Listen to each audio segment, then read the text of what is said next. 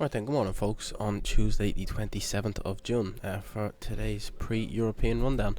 We're stuck in the market, stuck in the news, into the headlines, see what's going on. We will jump over to the grid and then across to some charts now in a minute. But a slight bit of positivity in markets this morning, a little bit different to what we've had over the last week or 10 days, due to some announcements from China that growth is expected to be higher in Q2 of this year than it was in Q1, and that the government is going to lend support to the economy, which they did let down on, or which the central bank let down on last week with a slight interest rate cut, and not as much as markets had hoped for, but they did mention that the government would lend support to specific parts of the economy. They didn't allude to which specific parts, but they said they were going to lend supports, more targeted support, to different sectors of the economy going forward, and that's what's been said again or reiterated overnight. So as we come into Q2, into Q3, growth in China is supposed to be a bit better, obviously due to the fact it is the world's second largest economy. That is a positive for markets, and the fact that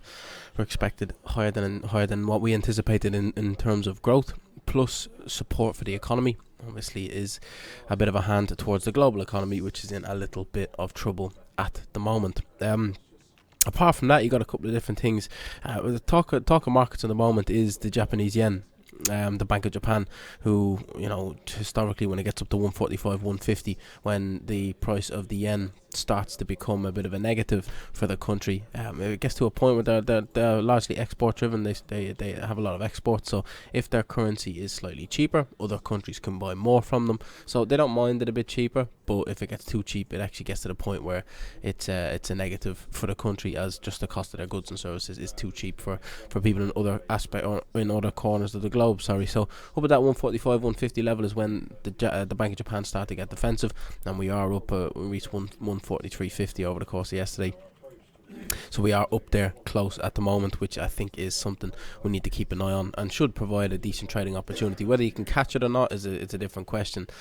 There's no exact kind of time when that happens, and when it does happen, it happens fast. The last time they did it back in kind of September, October last year, they did jump in and sold $60 billion worth of US dollars to purchase the equivalent in the Japanese yen. So when they do it properly. They put a lot of money into it, and you normally get a big fast move off of it. It was a good 400 or 500 pip move in the space of an hour, the last time they did it. So there is a bit of cash to be made if you can catch it. But once price gets up there into that 145, 150 region, selling dollar yen seems a decent bet, which then obviously provides some Japanese yen strength across the board. So if you're at your markets, if you're at charts, if you're at your screens when that happens, definitely worth keeping an eye on those price levels on dollar yen. Maybe set some alerts there for yourself so you don't miss it if you are awake. But again, when that happens is kind of anyone's guess, but around those levels is when they would start to look at it. But we'll jump across to the grid as we can see a bit of positivity in markets to start the morning. You can see North American equity futures green across the board, European equity futures, Asia Pacific equity futures green across the board. Nikkei is the outlier at the moment, but I wouldn't read too much into that. We've got the rest of the stock index is positive across the board. The Nikkei has been flying higher over the course of the year. Rest of them not so much, or not as much in comparison to the Nikkei, bar the Nasdaq. But apart from that, you see it's pretty positive across the board when it comes to equity futures. You can see crude higher, gold, silver higher, Bitcoin, Ethereum higher. So some kind of good clear risk on trading to begin the trading session. You see bonds, US bonds are lower, which means yields are higher, which is clear risk on trading.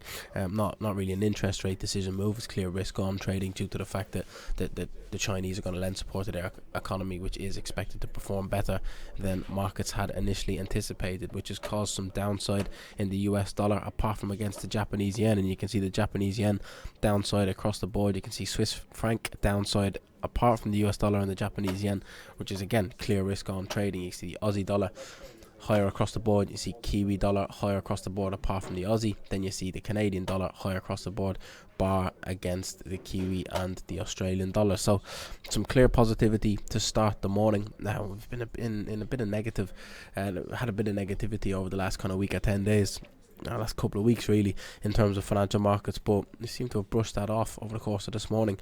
Can we get that to continue? Obviously that is anybody's guess, but is some positivity in markets, and once there is positivity in markets, that's probably the side of the fence you would rather sit on. But that's sort of where we're at. Yeah, that's not a great deal in terms of fresh headlines apart from what we've already mentioned.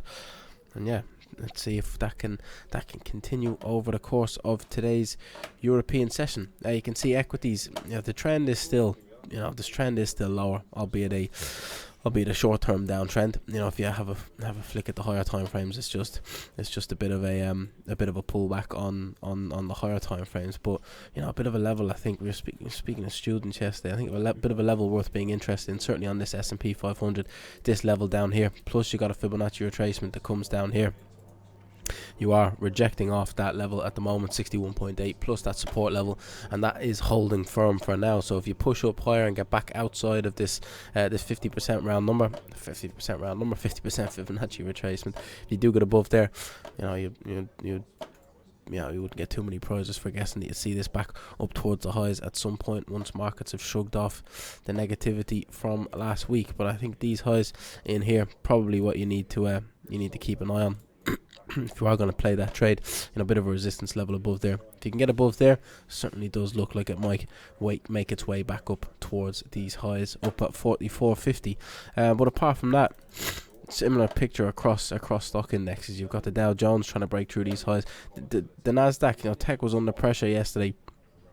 It wasn't really replicated across any of the other markets, but tech under pressure yesterday, that's having a bit of a bounce back at the moment. But if you single that one out and look at the rest of them, the S&P, the Dow Jones, the Russell making a slight attempt higher. You can see the DAX having an attempt at these highs back here, the FTSE making an attempt higher, the Nikkei obviously still slightly lower today, but that was just one candlestick on the open this morning. But you can see slight bit of positivity in markets. Now, does that continue?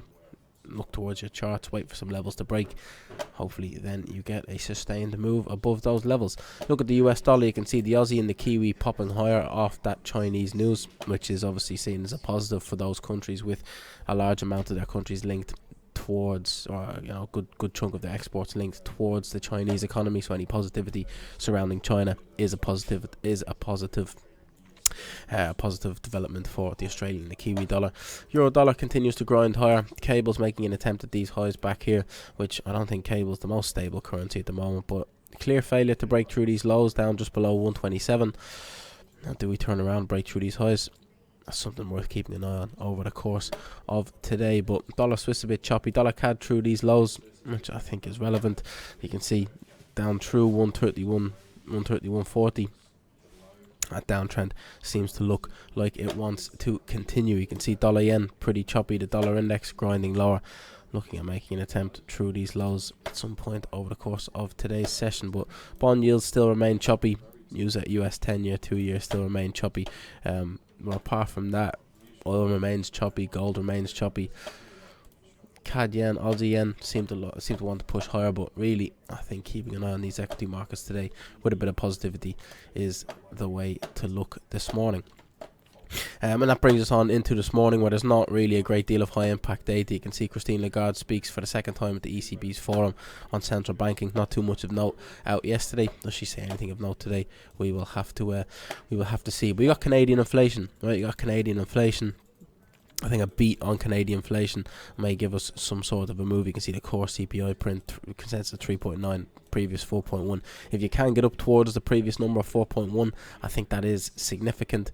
Inflation is still expected to rise, so the headline print or the month-over-month figure is still expected to print a 0.5% gain, which if you get above that, I think should prove some strength in the Canadian dollar. With the central bank going back to interest rate hikes at their previous meeting a couple of weeks ago, further growth in inflation is something that we need to keep an eye on. Right, any beat on inflation means they probably or may be likely to keep the foot on the gas. So Canadian dollar strength at the moment. If we do get a higher than anticipated inflation print, that is likely to keep that move pushing forward, which is obviously an opportunity we can look to try and take advantage of.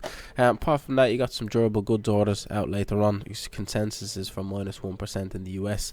If you can get some positive data out of the US, again, is it likely to get into positive territory with a consensus of -1%? Potentially not, but that's positive for the manufacturing sector. So any of these numbers that you get that are positive, again, reduces the expectations for a recession within the US. any negative numbers increases the likelihood of a recession. So again, whatever way that chooses to look, if this comes in below -1%, what it means for stocks, it's a little bit tricky to read into stocks. As a negative print is negative for stocks, but a negative print means that the Fed can cool off a little bit on expectations for interest rate hikes, which can then be spun as a positive for stocks. But I think on the US dollar, that comes in below 1%. I think it's an opportunity to sell the US dollar, which looks like it has a little bit of underlying weakness to start the trading session. So that's probably where I would keep my eyes peeled for a miss on that.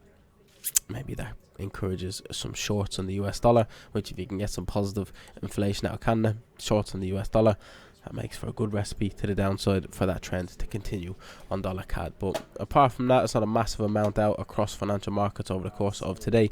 Need to keep our eye on risk sentiment, keep an eye on what Christine Lagarde has to say, and this inflation print out of Canada are the main focuses of attention today.